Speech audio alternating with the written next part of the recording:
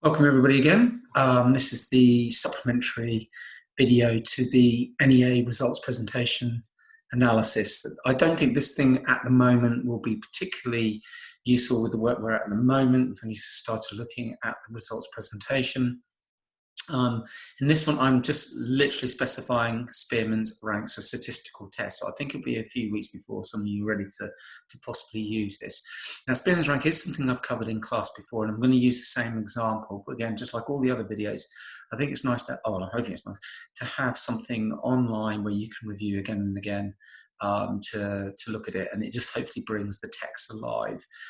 So what I've done is I've copied in some of the pages that I've used in the example to work through as an example. So the idea is that we're looking at Spearman's rank, but there'll be a few other things on here as well about scatter plots, relationships, things like that as well. So again, hopefully a fairly quick video. I'm going to post this tonight, put the links through to you as soon as possible. Okay, still got my hair. Yeah. I know you're impressed. Yeah, I kind of built it up today, but I still think it's, 25 maybe. All right, let's move the onto the screen. So here we go. So when we are doing our projects, let's try and get this to work, with our hypothesis, often we're looking to see if there are relationships between variables, data, and things like that, and the associations, correlations, again, which I'll talk about in the future minutes.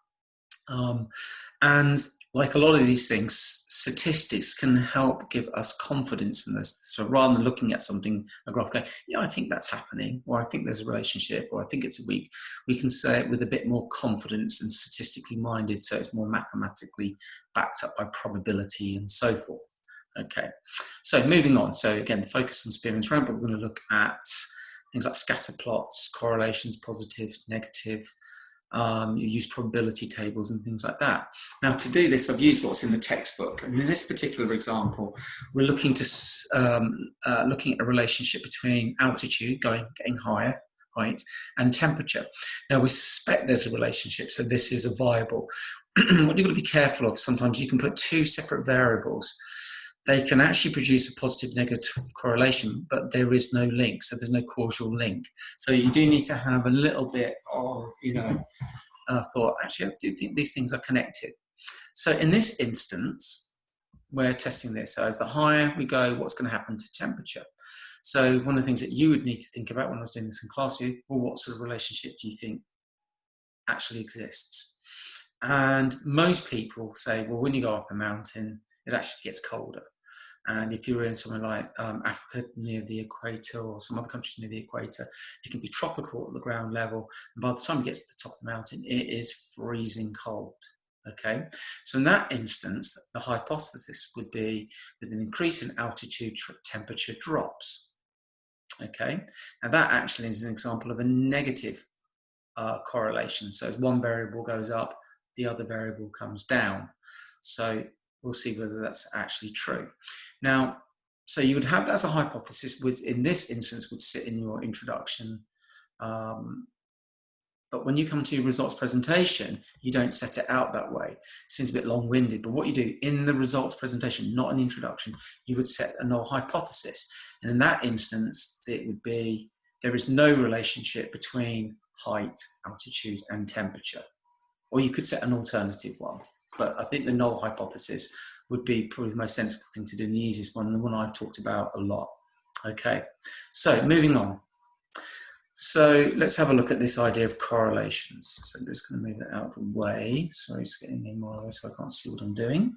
Here we go. Okay, so just to reiterate, when we do our field work, we often look to see if factors are linked, related to each other, and to see if one has an impact and effect on the other. So here's another example. As wind speed increases, temperatures drop. Now, we suspect there is a relationship for it. There is a relationship for it, but we want to know how important that is. Is it clear-cut? And one way of doing that is to go and collect some data and then to construct a scatter graph or a scatter plot and then to draw a line of best fit. And then we can see from that the possible relationships. Now, if there is a strong relationship, but not actually necessarily strong, can be weak as well, there'll be two basic lines shown, positive and negative. So if we move on to that, here's our thing for the scatter plot. getting too trigger happy, it's that time of night. Here would be our template. It wouldn't matter which way around we do it. It'd be like wind speed and temperature, or temperature going up there and wind speed going there. So let's just say this is wind speed. So what I'd be saying, as wind speed increases, temperature would actually get lower. So on this scale here, this would be low, this would be high. So I might be saying, if you look over here, this would be a perfect graph of that. So if you look here, the wind speed would be low over here and the temperature is high. And as the wind speed increases, the temperature is low. That would be a negative correlation, and that would back up our assumption. But if we found the opposite, where wind speeds were low and temperatures are low, but where wind speeds are high and temperatures high, that would be a positive correlation. And what I would have is a graph where I'd plot all my data. I would draw a line of best fits. Now, sometimes you can get this done on the computer software programs, does it for you. If you hand draw it, you look for the basic pattern. You try to go through some of the dots that you feel it should be, and then you might have equal number of dots either side. There's normally a little bit of scope for, where the line can be slightly out compared to maybe what someone else came up with. And you should see the trend. Why scatter graph is also good is not only can you see the trend, but you can see the anomalies, you can see where there's clusters, something that Spearman's rank, which we'll talk about in a minute, doesn't actually show. So you can still use this. I personally, if I was doing Spearman's rank, would still do the scatter plots, because you can use them together to make an overall judgment. You can also look to see the skew of data and maybe suggest why it does something in the early part of the graph where there might be an anomaly somewhere, and so forth. Okay, so here are the different sorts of things that we could get here. So you could be positive or negative. Let's repeat, both values increase, negative, both values decrease. And then also you might have where it's quite clear there is no correlation. That means that in that instance, all the points would be scattered all over the place. So that suggests the likely outcome. Now, sometimes it's not always that clear. You might get a feel for it. But in geography, stroke science, that would include biology, physics, chemistry, and psychology, to name but a few, we can't just rely on that. We want to know the strength of our conviction on that one. So we want to use Spearman's rank, which gives us a numerical statistical number, which means then we can decide whether we think it is significant. And you can see here this 95% rule. And we then apply it to the null hypothesis. And if the null hypothesis is wrong, our hypothesis is likely to be correct. So I'll go through that in a moment. So I've got a worked example on here. Before that, looks like a really complicated formula. It isn't complicated. It is maybe a little bit time consuming, but it's set out like a table. So all this looks like really sort of high level maths. It isn't actually, because like a lot of maths, if you do it step by step and you are careful and you think it through and you scrutinize what you've got, often it's a lot simpler than you think and straightforward. Now, R is the rank. That's what we're trying to do with this. And we're trying to test the strength of that relationship. Go back to this. These are strong relationships. They're really clear. It's not always that clear. And you'll see that with the scatter plots if you do them. So you need to we need to come up with a validity test. Now, these would be the perfect correlations. Okay, so we need to think about that. This would get a perfect score of +1. This would get a perfect score of -1. And this reiterates, your values cannot lie outside of these. They cannot be greater than -1, and they cannot be greater than +1. If after your calculations you sit outside of those parameters, you have done something wrong in your maths, so the adding up, the multiplication, that type sort of thing. Okay, so the minus is a negative correlation and the plus is a positive correlation. You'll create a value, R, which will sit somewhere in between there. And then based on that, you can then accept or reject the hypothesis, reject the null hypothesis, and then make a decision about the hypothesis. So, have a quick read of this. Again, don't get too consumed about that. Now, so with this, you are looking at the strength of a relationship between two sets of rank data. So this, you wouldn't apply this to everything. This is not applicable. You can't just throw this statistical test anything. So it's about you thinking, is this relevant to what I'm doing? So there's a bit about the scatter graph.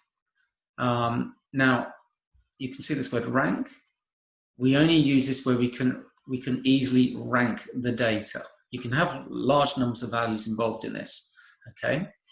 And therefore it makes the measurement quite easy. The ranking aspect takes out a lot of the complexity of, you know, if you've got like 9.7, it simplifies the maths, to be honest. Okay, so, and I've already mentioned these things here. Okay, so moving on. Now, as an example, which I used in the textbook, this one looks at the relationship between altitude, there's our friend altitude, height, and the production of seeds by a plant. So what we're saying is, as you get higher, what happens to the number of seeds? Okay, now we might say your hypothesis could be the higher up that you go, the less seeds that are produced by the plant. That would be a negative correlation. Or you might decide that actually, as we get higher, the production of seeds by each plant gets higher. That would be a positive correlation. So I suspect actually that as it gets colder, the plants tend to be less productive and things like that. So I'm going to make an assumption that my hypothesis will be a negative one. So with height, seed production lowers, something along the lines of that. Okay, so that would be my hypothesis. Now, when I come to my results analysis presentation, I then need to set a null hypothesis. And to remind you, you don't put the null hypothesis in the introduction, and the students get muddled with this. And then here, my null hypothesis is altitude has no effect on seed production. Okay, so it's more of a biology one, but it's linked with geography. Okay, so that would be my null hypothesis, and we do that to remove bias. It seems a bit long-winded. And then what we do, we try to either accept or reject the null hypothesis, and what's left over then is likely to be correct. So what I've got on this slideshow for you here, I've got things from the graph. So there's a table of information which has the data, different heights, the number of seeds collected. Then it's produced into a scatter plot. And then we start the Spearman rank process of where we rank the data, and that will be quite clear. And then it kind of takes you through the formula where you substitute in values. And again, if you are meticulous with it, you don't tend to make a mistake. And then finally, what we do is we look at the significance of this. And just to remind you, there's also a worked example on the Royal Geographical Society site in Yabit, where there's a PDF on this. Okay, moving on. So don't worry about the Latin name there. It's a rush, which is like a tall, I suppose if you saw it in a lake, it would be a tall reed. Moorland is kind of like heathlands and so forth. So what we're saying here is they collected a large number of seed heads. The mean number of seeds per seed head was calculated. So that's like you take the head of a plant and you would have collected loads. You took, let's say you took 10, you do an average, mean average of that particular height site, and you're saying this is what you found. So we had the lowest altitude to the highest altitude, so you can say 1,500 feet above sea level, 700 feet above sea level. And they're saying that when they collected data here at 700 feet above sea level, each head of the plant, seed head, had 126.5 seeds. That's a mathematical statistic, probably very difficult to make half a seed. Okay, and you can see how it goes along there. And you can see by looking at this, that's easy to look because it kind of goes from low to high. But the data is quite mixed here. And you can see maybe a pattern, but it's not that clear. And that's why we do stuff in results presentation. And here's our scatter plot.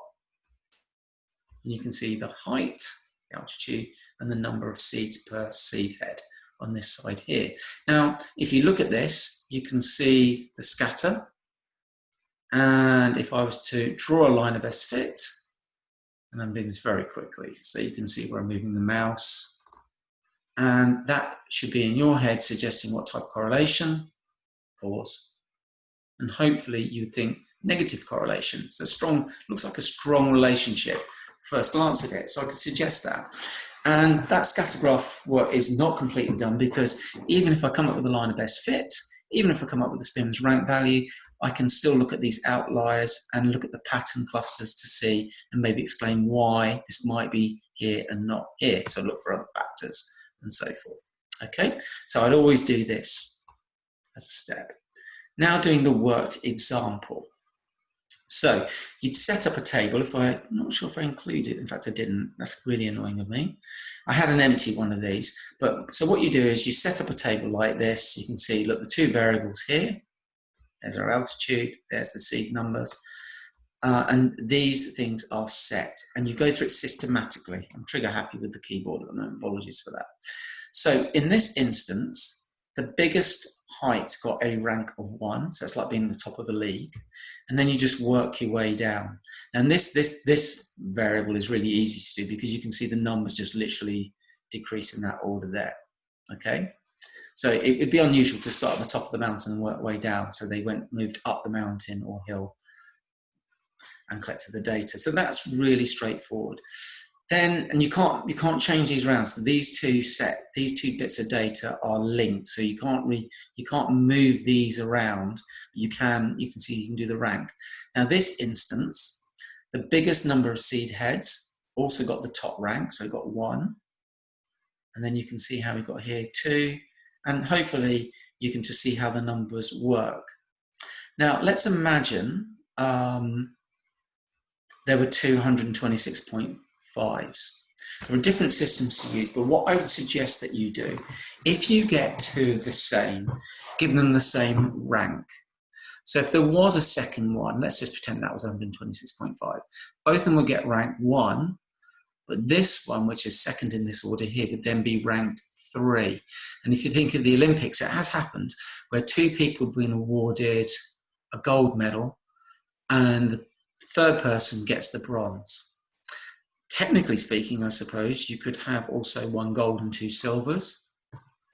Or you would then, or another scenario could be that you could have 3 golds. That's I don't think that's ever happened. 3 people coming equally first all get 1, 1, 1. And then the next person, who would be number 4, would get 4th. So that's how you rank it. The beauty of Spearman's rank, it takes out the complicated numbers. So you get your ranks done there. You've done it step by step. Once you've got your ranks, then you do the difference. And you can see here it goes 10 minus 1 is 9. You can work your way. 9 minus 3 is obviously 6. In this instance, 7 minus 10 is minus 3. That doesn't become a problem. And you can see, hopefully, by just doing all those, how you get to those numbers. Now, this bit is d squared. And what that does is it removes the minuses. So if you look here, minus 3 times itself is 9. So obviously 2 minuses cancel out. You get all these sets of numbers. And this bit is simply the sum of all those numbers. So that's just all these figures added up. It goes into that slot there. So when you do this, you might get this in the exam. You'd never have to do the whole amount of it in the exam. They might just have a few missing bits to do in it. So it isn't just for your project. You do need this for your exam as well.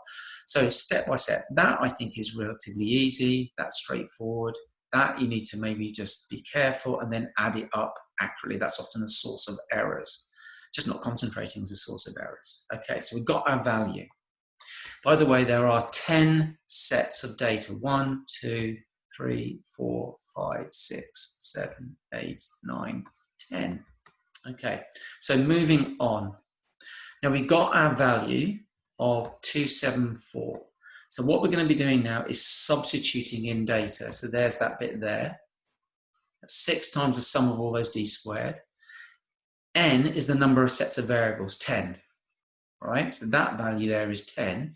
N to the power of 3 is 10 times 10 times 10. That's 1,000. So that's 1,000 minus 10. Move down to this bit here. See, it's in the parentheses. It's 6 times 274, 1,000 minus 10, and that gives us our value there. We're not finished yet, though. We have to do 1,644 divided by 990. And then when you subtract that from 1, it's going to give you 0.066. In this instance, it's a minus value. Now that tells us it is a negative correlation. We don't know whether it's valid yet, though. We strongly suspect it is. It's a negative value. And you can, again, cross-reference with the graph here because you can see, look, that is a negative correlation. So if your value came out as a positive, again, you have done something wrong with your calculations. And remember, the value must sit between -1 and +1.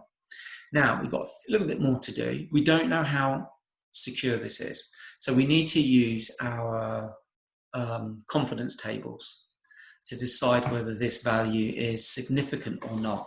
So I'm just going to move.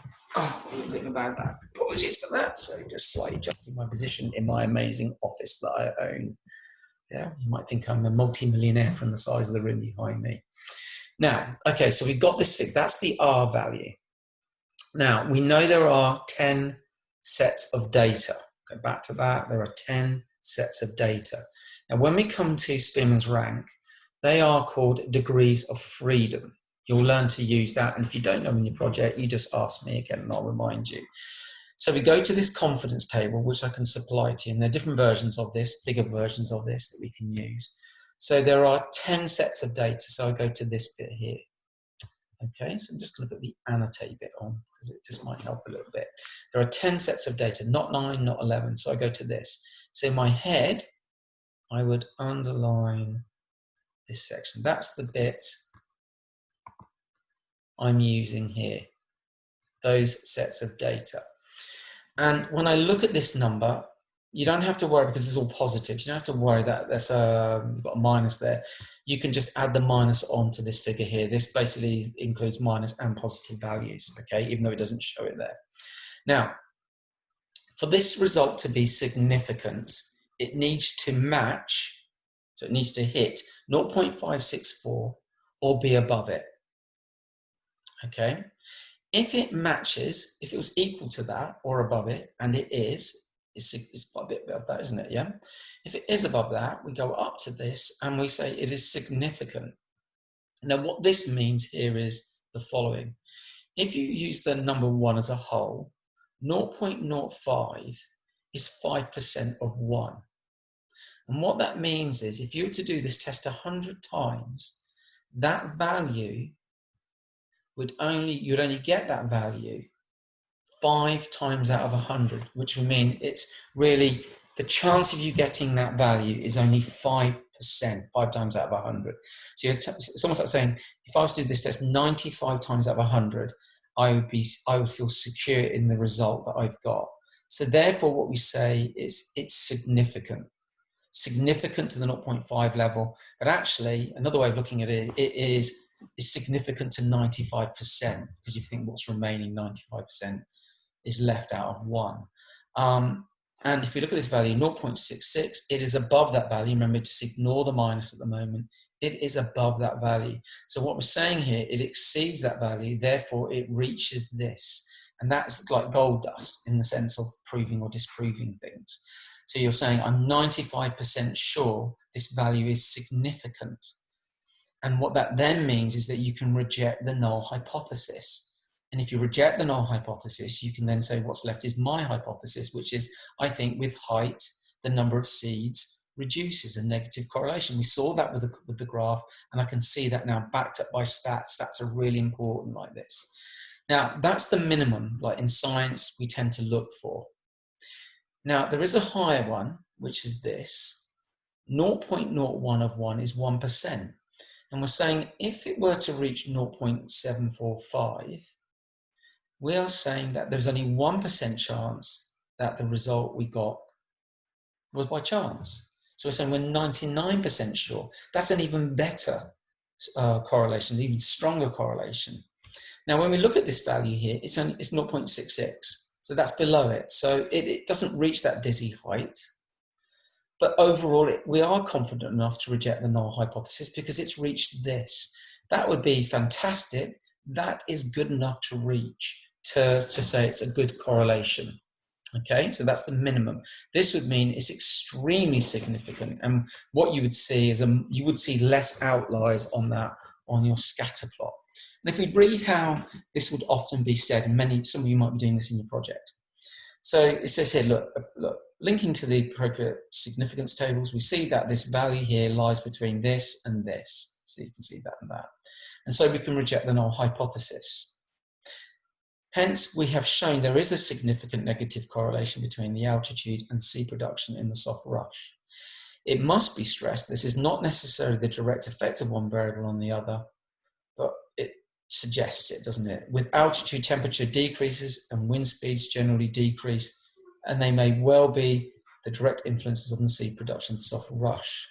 Now, what it doesn't do, it doesn't tell you why, it doesn't give you the reason why, but what it does then for further investigation, which you can speculate about why. Now, I wanted to get this one done. I'm going to post this. I'm not sure if I can do it on Show My Homework. Yeah, I've got to work that out. I'm going to sort of put this onto the system now. So hopefully this is really useful. And I think probably the next video I do will probably be the results presentation analysis part 2. I will put on another one about Spearman's rank of these. I will do standard deviation. I will do the interquartile ones as well. So, so there you've got them there at your fingertips for the summer holidays and moving forwards. Okay, I'm going to stop rambling now. Thank you very much, guys, and I will see you soon. So I'm going to stop sharing there. I'm going to get off so I don't have this very dodgy end. Anyway, au revoir, guys.